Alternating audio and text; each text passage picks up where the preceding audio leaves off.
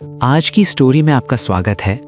प्यार और हवस की कहानी, पहली नजर, पहला पार्ट। शाम ढल चुकी थी और कैफे की खिड़की से आती हल्की बारिश की आवाज माहौल को और भी रहस्यमय बना रही थी। अनन्या अपनी कॉफी को धीरे धीरे घुमाते हुए सामने बैठी उस अजनबी को देख रही थी जिसका नाम उसने अभी अभी जाना था, आरव। उसकी मुस्कान में एक अजीब सी गर्माहट थी, ऐसी जो दिल को सुकून भी देती थी और बेचैन भी करती थी। बातचीत आम थी, लेकिन नजरों के बीच कुछ ऐसा चल रहा था जो शब्दों से परे था। जब आरव ने पहली बार उसकी उंगलियों को छुआ तो अनन्या के दिल की धड़कन पल भर के लिए रुक सी गई। क्या ये सिर्फ एक संयोग था या किसी गहरी कहानी की शुरुआत? उस एक पल में रोमांस की मिठास भी थी और एक अनकहा डर भी, जैसे कोई राज धीरे धीरे पर्दे के पीछे से झांक रहा हो। अनन्या नहीं जानती थी कि यह आकर्षण प्यार की पहली सीढ़ी है या हवस का पहला साया, और यही अनजान डर इस कहानी का सबसे बड़ा सस्पेंस बनने वाला था। उस एक पल के बाद जैसे समय ने रफ्तार बदल दी हो। अनन्या ने हल्की सी मुस्कान के साथ अपना हाथ पीछे खींच लिया, लेकिन उसकी उंगलियों में अब भी आरव की छुअन बाकी थी। वो छुअन गर्म थी, जरूरत से ज्यादा। आरव ने कुछ नहीं कहा, बस उसे देखा, ऐसी नजर से जैसे वो उसकी आंखों के भीतर उतर जाना चाहता हो। तुम ज्यादा बोलती नहीं हो, उसने अचानक कहा। उसकी आवाज में अपनापन था, लेकिन उसके पीछे कुछ और भी छुपा था, कुछ ऐसा जो अनन्या समझ नहीं पा रही थी। जरूरी नहीं हर बात शब्दों में कही जाए, अनन्या ने जवाब दिया। खुद को हैरानी हुई, ये जवाब उसने सोचे बिना दे दिया था। आरव मुस्कुराया। वो मुस्कान जीतने वाली थी। बारिश तेज हो चुकी थी, कैफे लगभग खाली था, और उसी खालीपन में दोनों के बीच एक अजीब सी नजदीकी जन्म ले रही थी। आरव ने अपनी कुर्सी थोड़ा आगे खिसकाई। अब वो बहुत पास था, इतना पास कि अनन्या उसकी सांसों की गर्मी महसूस कर सकती थी। अगर मैं कहूं कि मैं तुम्हें पहले से जानता हूं? उसका सवाल अचानक था। अनन्या चौंक गई। मतलब? आरव ने धीमे से कहा। कुछ लोग पहली मुलाकात में अजनबी नहीं लगते, जैसे कोई अधूरी कहानी फिर से शुरू हो रही हो। अनन्या का दिल जोर से धड़का। ये लाइन रोमांटिक थी, लेकिन डरावनी भी। उसने नजरें झुका लीं, क्योंकि अगर वो ज्यादा देर उसे देखती तो शायद खुद को रोक नहीं पाती। कुछ पल की खामोशी, फिर आरव उठा। मैं तुम्हें घर छोड़ दूं? सवाल सीधा था, लेकिन उसके पीछे एक प्रस्ताव छुपा था।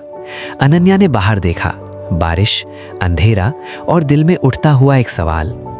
क्या हर सुरक्षित चीज सही होती है और क्या हर गलत चीज खतरनाक? उसने धीरे से सिर हिला दिया। गाड़ी के अंदर खामोशी थी, लेकिन वो खामोशी भारी थी। आरव का हाथ स्टीयरिंग पर था और अनन्या की नजर बार बार उसी हाथ पर चली जाती। एक मोड़ पर गाड़ी रुकी, रेड लाइट। आरव ने उसकी तरफ देखा। इस बार उसकी आंखों में सिर्फ आकर्षण नहीं था, वहां अधिकार की एक हल्की सी झलक थी। अगर मैं तुम्हें चूम लूं तो क्या तुम मुझे रोक दोगी? ये सवाल नहीं था, ये एक परीक्षा थी। अनन्या की सांसें तेज हो गईं। दिमाग कह रहा था नहीं, दिल कुछ और चाहता था। उसने कुछ नहीं कहा और उसकी खामोशी ने आरव को जवाब दे दिया। वो झुका, बहुत धीरे, इतनी सावधानी से जैसे हर सीमा जानता हो। लेकिन जब उसके होंठ अनन्या के होंठों के पास रुके तो वो रुका। रुकना भी जरूरी है, उसने कहा, ताकि पता चल सके कि चाहत किसकी है। उस पल अनन्या को समझ आया, यह आदमी जितना आकर्षक है उतना ही खतरनाक भी। गाड़ी फिर चल पड़ी, लेकिन कहानी अब शुरू हो चुकी थी। अनन्या घर पहुंची, दरवाजा बंद किया, पीठ टेक दी। दिल अब भी तेज धड़क रहा था। आज कुछ हुआ नहीं था, लेकिन बहुत कुछ बदल चुका था, और सबसे डरावनी बात यह थी कि उसे ये बदलाव बुरा नहीं लगा। अनन्या ने आईने में खुद को देखा। आंखों में वही चेहरा था, लेकिन नजर कुछ और ढूंढ रही थी, शायद उस एहसास को जो आज पहली बार उसके भीतर जागा था। उसने अपने होठों पर उंगलियां रखीं। वहां अब भी वो अधूरी दूरी महसूस हो रही थी जो आरव ने जानबूझकर छोड़ दी थी। वो दूरी जो चाहत से ज्यादा बेचैनी दे रही थी। मोबाइल स्क्रीन जली। आरव, आज रात नींद आए तो बताना। एक लाइन, कोई प्यार का दावा नहीं, कोई वादा नहीं, फिर भी दिल जैसे किसी ने कसकर पकड़ लिया हो। अनन्या ने जवाब नहीं दिया, फोन साइड में रख दिया, लेकिन मन वहीं अटका रह गया। उसे याद आया आरव का सवाल, उसकी आंखों की वो गहराई, और वो पल जब सब कुछ हो सकता था पर नहीं हुआ। यही तो गम था, जो मिला नहीं वो ज्यादा अपना लगने लगा। उस रात अनन्या सो नहीं पाई। हर करवट में एक नाम था, आरव। सुबह की पहली धूप के साथ उसके सीने में हल्की सी टीस उठी, क्योंकि अब उसे एहसास होने लगा था कि ये सिर्फ आकर्षण नहीं था, ये वो चाहत थी जिसमें थोड़ा प्यार था और थोड़ा डर। प्यार जो पास खींचता है, और डर जो सोचने पर मजबूर करता है कि कहीं ये सिर्फ उसकी नहीं, किसी और की भी कहानी तो नहीं। फोन फिर वाइब्रेट हुआ। आरव, कल वाली बारिश फिर से चाहिए। अनन्या ने आंखें बंद कर लीं। उसके होठों पर हल्की सी मुस्कान आई, लेकिन दिल के किसी कोने में एक साया भी लहराया, क्योंकि वो जानती थी बारिश सिर्फ मौसम नहीं बदलती, कुछ रिश्तों की दिशा भी बदल देती है। और ये रिश्ता अब मासूम नहीं रहा था। अनन्या ने फोन हाथ में लिया, कुछ सेकंड तक स्क्रीन को देखती रही, फिर टाइप किया। बारिश हर बार एक जैसी नहीं होती। सेंड दबाने से पहले उंगलियां रुक गईं। दिल ने कहा भेज दो, दिमाग ने कहा रुको। उसने फोन उल्टा रख दिया, लेकिन कुछ देर बाद वही बेचैनी, वही खालीपन। आखिरकार मैसेज चला गया। कुछ ही पल में जवाब आया, आरव। लेकिन कुछ लोग हर बारिश में याद आते हैं। अनन्या की सांस अटक गई। ये शब्द सीधे दिल पर लगे थे, न ज्यादा न कम। उसने खिड़की से बाहर देखा। आसमान साफ था, लेकिन उसके भीतर बादल घिर चुके थे। दिन भर वो अपने काम में लगी रही, लेकिन हर छोटी चीज आरिफ से जुड़ती चली गई।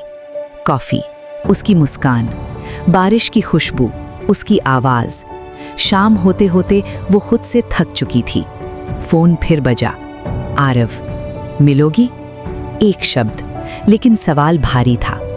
अनन्या ने देर तक कोई जवाब नहीं दिया। उसके भीतर दो आवाजें थीं। एक कह रही थी, मत जाओ, ये सिर्फ शुरुआत है। दूसरी फुसफुसा रही थी, अगर नहीं गई तो हमेशा अधूरापन रहेगा। आखिरकार उसने लिखा, कहाँ? वो जगह शांत थी, शहर से थोड़ी दूर, एक पुरानी छत जहां से लाइट्स चमकती दिखती थीं। आरव पहले से वहां था, हाथ जेब में, नजर आसमान पर। अनन्या को देखते ही उसने मुस्कुराया, लेकिन आज वो मुस्कान अलग थी, कम जीतने वाली, ज्यादा समझने वाली। तुम आई? उसने कहा। मुझे खुद नहीं पता क्यों, अनन्या ने सच कहा। कुछ पल दोनों चुप रहे। हवा में ठंडक थी और नजदीकियों में गर्मी। तुम्हें डर लगता है? आरव ने पूछा। हाँ, अनन्या ने बिना सोचे जवाब दिया। किससे? इससे कि मैं तुम्हें पसंद करने लगी हूं। उसकी आवाज हल्की थी, लेकिन सच भारी।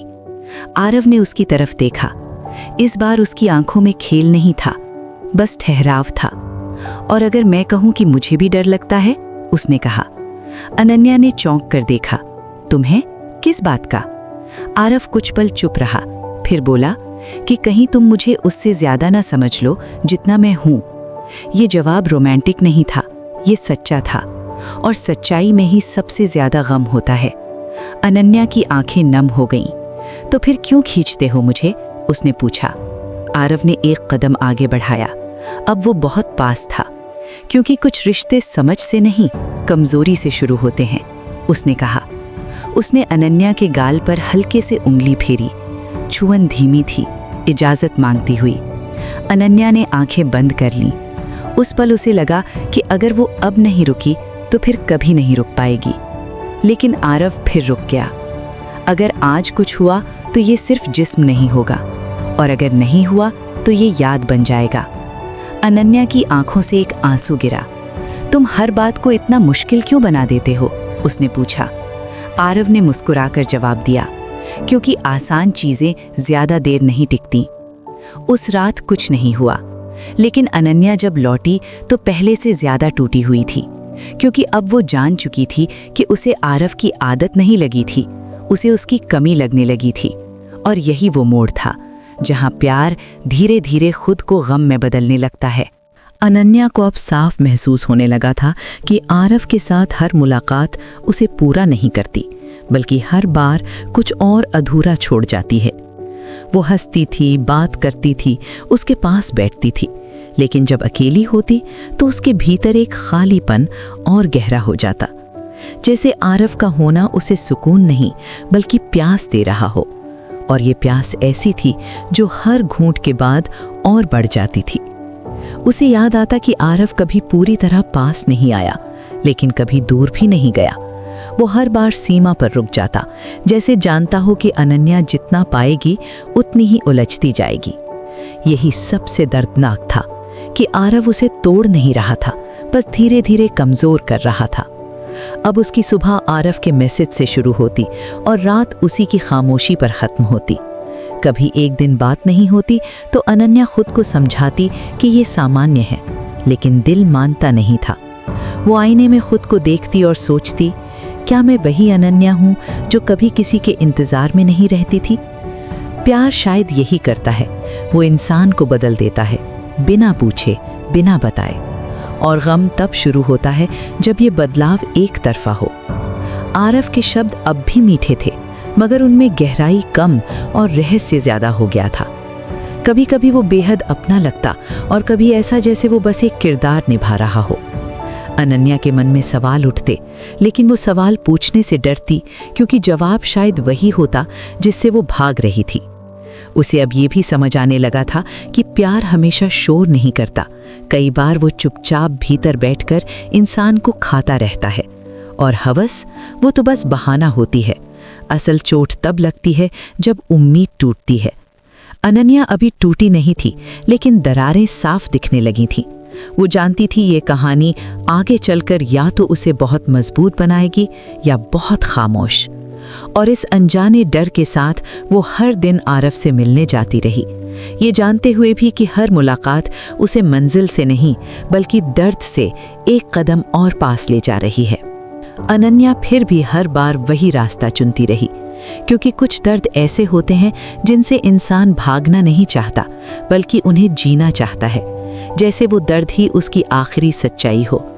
आरव के साथ बिताए पल अब खुशी नहीं देते थे, वे बस उसे एहसास दिलाते थे कि वो किसी ऐसे रिश्ते में फंसती जा रही है जिसकी कोई परिभाषा नहीं, कोई नाम नहीं, बस एक खिंचाव है, अदृश्य लेकिन बेहद मजबूत। जब आरव उसके सामने बैठता तो उसकी मौजूदगी अनन्या के भीतर एक अजीब सी हलचल पैदा कर देती। दिल तेज धड़कता, सांसें अनियमित हो जाती और दिमाग चुप हो जाता। पर जैसे ही वो चला जाता, वही हलचल एक भारीपन में बदल जाती, ऐसा भारीपन जो सीने में दबाव बनकर बैठ जाता। अनन्या अब ये समझने लगी थी कि प्यार सिर्फ किसी के पास होने से नहीं बनता, बल्कि उस भरोसे से बनता है जो आरव कभी पूरी तरह नहीं देता था।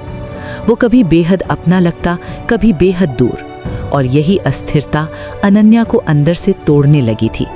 उसे एहसास होने लगा था कि वो अब आरव से सवाल नहीं पूछती, क्योंकि उसे डर था कि कहीं जवाब सुनकर उसे वो रिश्ता छोड़ना न पड़े जिसे उसने दिल ही दिल में बहुत पहले अपना मान लिया था। कई रातें ऐसी होती जब वो फ़ोन हाथ में लिए बैठी रहती, ये सोचते हुए कि मैसेज करे या नहीं, और यही असमंजस उसके भीतर के प्यार को धीरे धीरे गम में बदल देता।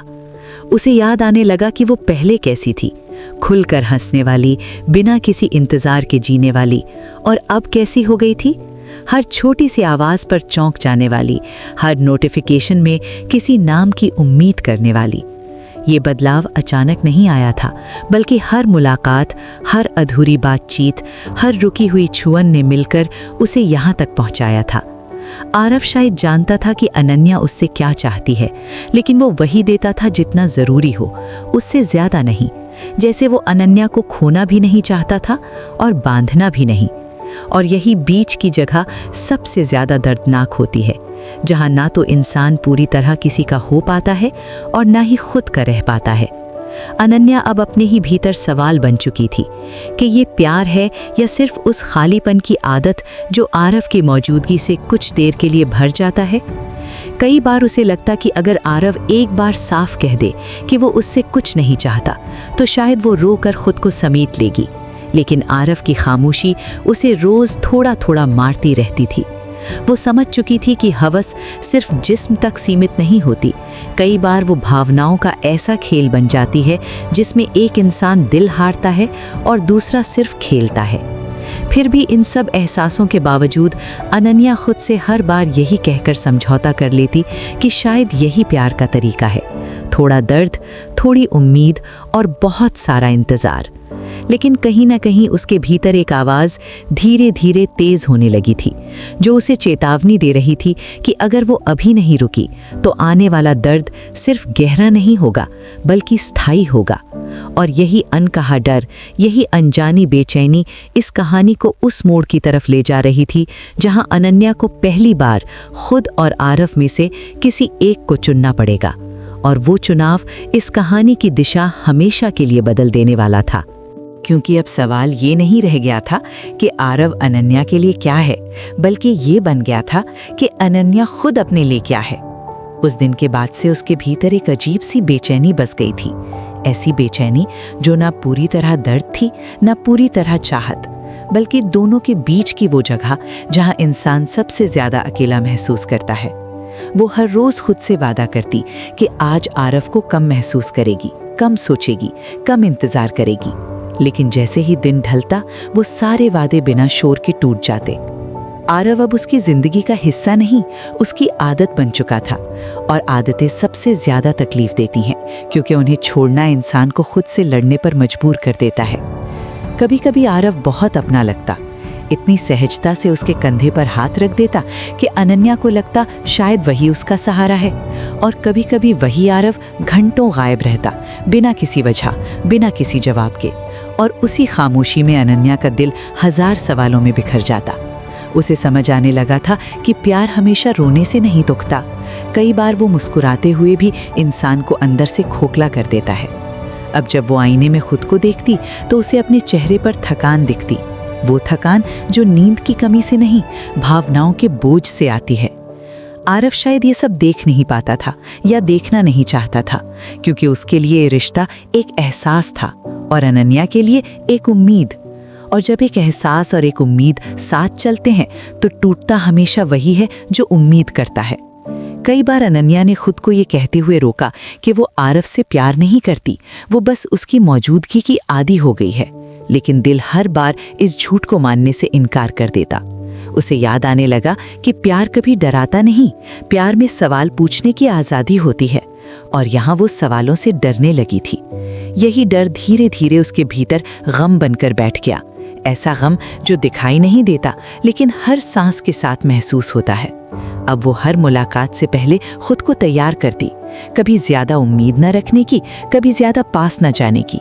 लेकिन जैसे ही आरव सामने आता वो सारी तैयारी बेकार हो जाती। उसकी एक मुस्कान, एक अधूरी बात, एक हल्की सी छुअन अनन्या के सारे बनाए हुए बचाव तोड़ देती। और इसी बीच उसके भीतर की आवाज़ अब और साफ होने लगी थी, वो आवाज़ जो कह रही थी कि अगर वो अब भी नहीं रुकी तो एक दिन ऐसा आएगा जब आरव चला जाएगा और उसके पास सिर्फ सवाल बचेंगे, जवाब नहीं। यही वो मोड़ था जहां कहानी सिर्फ प्यार और हवस की नहीं रह गई थी, ये कहानी अब आत्मसम्मान और आत्मभ्रम की बन चुकी थी। अनन्या जानती थी कि उसका अगला कदम उसे या तो खुद से मिला देगा या खुद से हमेशा के लिए दूर कर देगा। और इस डर, इस चाहत, इस अधूरी मोहब्बत के बीच खड़ी अनन्या अब उस पल के करीब थी जहां उसे पहली बार जोर से कहना पड़ेगा, या तो रुको या फिर और नहीं। अनन्या जानती थी कि ये दो शब्द सिर्फ एक जवाब नहीं है, ये दो अलग अलग जिंदगियां हैं। उस रात वो देर तक जागती रही, कमरे की लाइट बंद थी लेकिन उसके भीतर सब कुछ बहुत साफ दिखाई दे रहा था।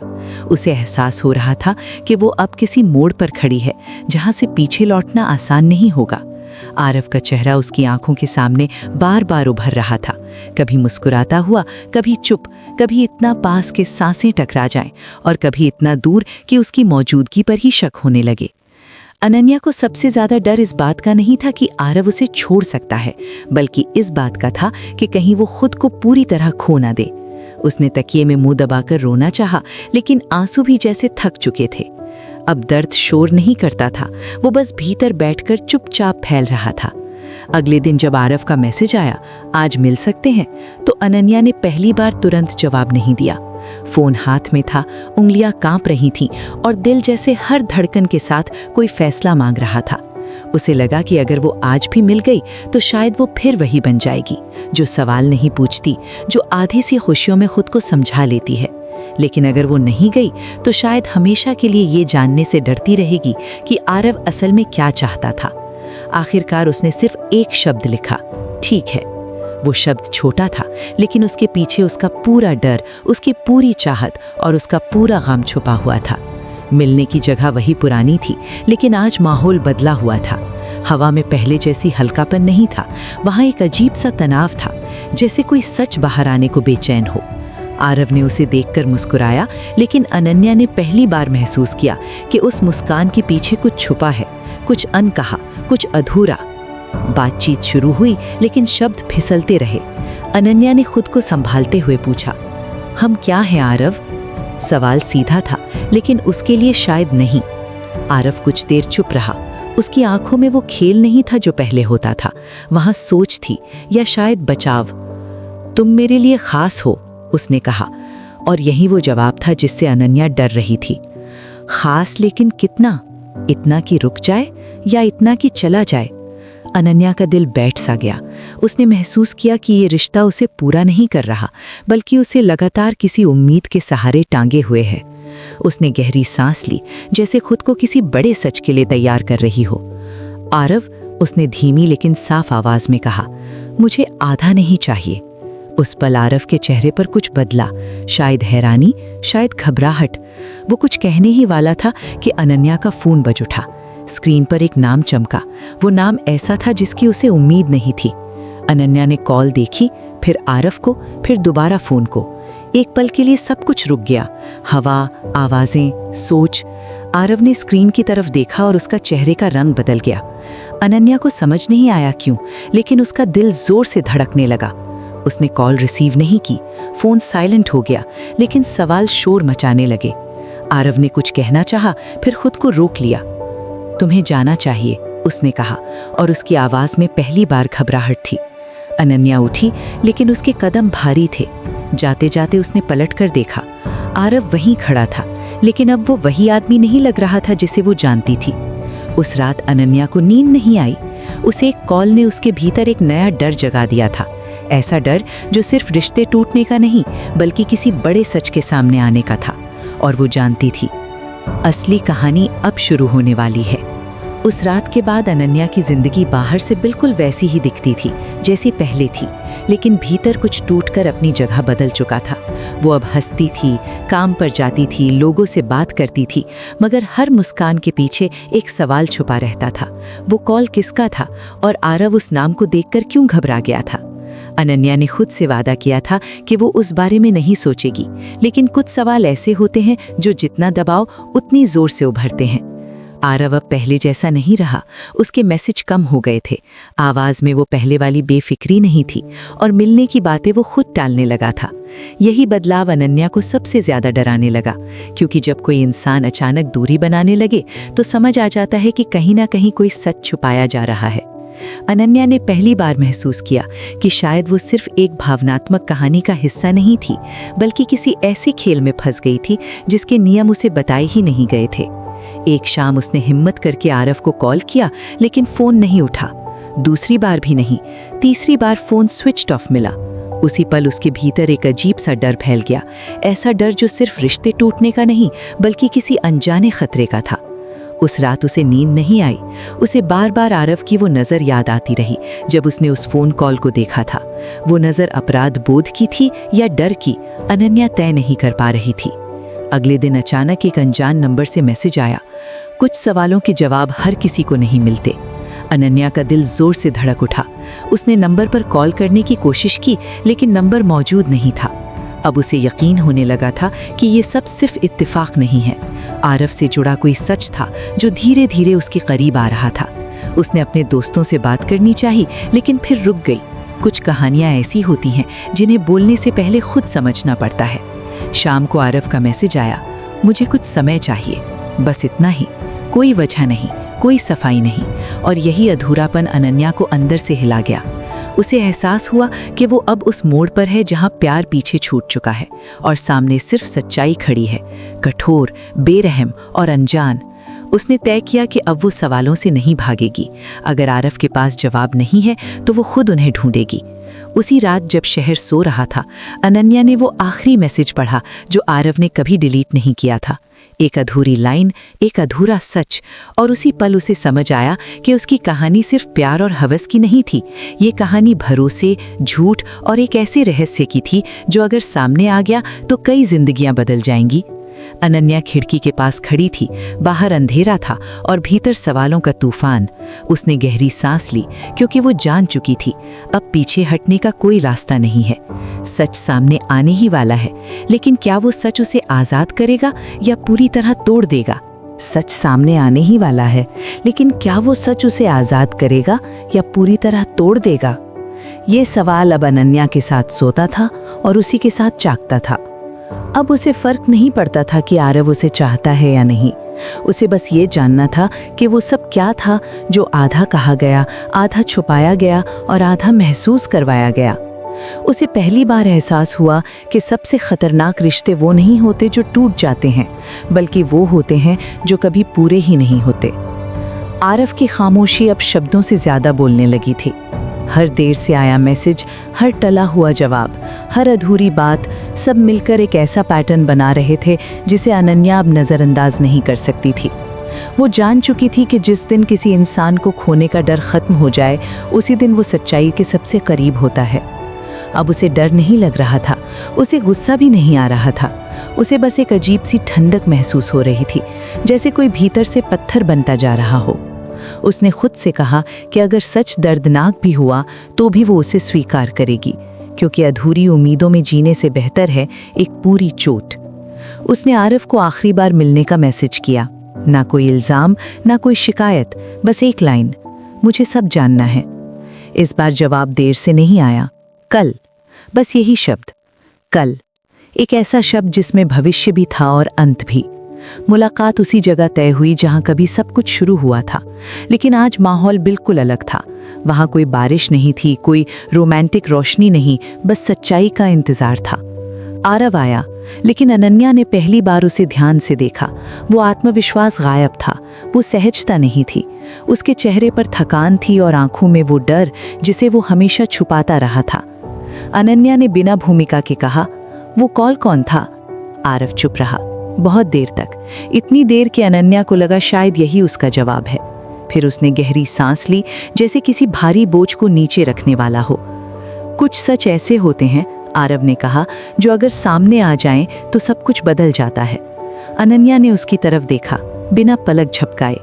सब कुछ तो वैसे भी बदल चुका है, उसने शांत लेकिन ठंडी आवाज में कहा। आरव ने जेब से अपना फोन निकाला, स्क्रीन पर कुछ दिखाया, लेकिन अनन्या ने अभी देखा नहीं था। उसकी दिल की धड़कन तेज हो गई, क्योंकि वो जानती थी अब जो भी दिखेगा वो कहानी को पीछे नहीं जाने देगा। तुम्हें मुझसे पहले ये जानना चाहिए था, आरव बोला, कि मैं पूरी तरह आज़ाद नहीं हूँ। ये शब्द हल्के थे, लेकिन उनके नीचे कोई बहुत भारी सच दबा हुआ था। अनन्या ने फ़ोन की तरफ हाथ बढ़ाया, लेकिन उसी पल आरव का फ़ोन बज उठा। वही अनजान नंबर। इस बार आरव ने फ़ोन काटा नहीं, उसने कॉल रिसीव की और उसके चेहरे का रंग उड़ गया। उधर से जो आवाज़ आ रही थी वो अनन्या नहीं सुन पा रही थी, लेकिन इतना साफ था कि ये कोई चेतावनी थी। आरव ने फ़ोन काटा और पहली बार उसकी आवाज़ कांपी। हमें यहाँ से जाना होगा। क्यों? अनन्या का सवाल सीधा था। आरव ने जवाब नहीं दिया, वो बस उसे देखने लगा, ऐसी नज़र से जैसे ये आखिरी बार हो। अनन्या ने महसूस किया कि जिस सच की तलाश में वो यहाँ तक आई थी, वो सच शायद इतना आसान नहीं था जितना वो सोच रही थी। ये सिर्फ एक रिश्ते का सच नहीं था, ये किसी और ही दुनिया का दरवाज़ा था, जिसमें कदम रखते ही वापसी मुश्किल थी। उसने एक पल के लिए सोचा, क्या वो वाकई सब जानना चाहती है? लेकिन अब बहुत देर हो चुकी थी। सवाल पूछे जा चुके थे और कुछ राज आधे खुल चुके थे। हवा अचानक भारी लगने लगी। आरव में एक कदम पीछे लिया, जैसे खुद को किसी फैसले के लिए तैयार कर रहा हो। अगर मैं तुम्हें सच बता दूं तो शायद तुम मुझे कभी माफ नहीं कर पाओगी। अनन्या ने आंखें बंद की, फिर खोली। अगर तुमने सच नहीं बताया, उसने कहा, तो मैं खुद को कभी माफ नहीं कर पाऊंगी। आरव ने फोन उसकी तरफ बढ़ाया, स्क्रीन जगमगा रही थी और उसी पल कहानी वहीं रुक गई, जहां से या तो सब कुछ टूटने वाला था या सब कुछ सामने आने वाला था, क्योंकि सच अब बस एक स्क्रीन की दूरी पर था और कुछ सच देखे नहीं जाते, बस सहन किए जाते हैं।